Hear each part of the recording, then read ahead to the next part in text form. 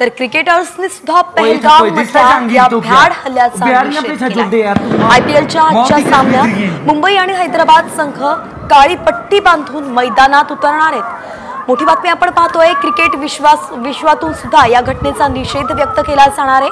आज मुंबई आणि हैदराबाद यांच्यात सामना होणार आहे IPLचा आणि हे दोन्ही संघ काळी पट्टी बांधून आजचा सामना खेळतील। ओए था कोई दिसता जहांगीर गोली मार दी यहाँ पे। उसने बोला कि ये शायद मुस्लिम नहीं है, उसने उसको गोली मार दी। नहीं आप टेंशन मत लो। अब बेटा आप यहाँ पे रहो, हम साथ में। आपने आप बोले ना मुझे क्या बोलते भेलपुरी खा रही थी, मेरा पति साइड में था, एक इंसान आया उसने उसको गोली मार दी। यहाँ पे सगळी दृश्य अतिशय मनाला हादरवून टाकणारी आहेत। ही सगळी दृश्य आपण पाहतोय सकाळपासून टीव्ही वरती फक्त एकच दृश्य तुम्ही पाहत असाल की नेमकं पुलवामामध्ये काय झालं, पहलगाममध्ये काय झालं आणि त्यानंतर आता या ठिकाणी काय घडतंय। अशातच संपूर्ण देश या हल्ल्याचा निषेध व्यक्त करताय, क्रिकेट विश्व सुद्धा निषेध व्यक्त करताय आणि म्हणून आजचा सामना काळी पट्टी बांधून खेळला जाणार आहे।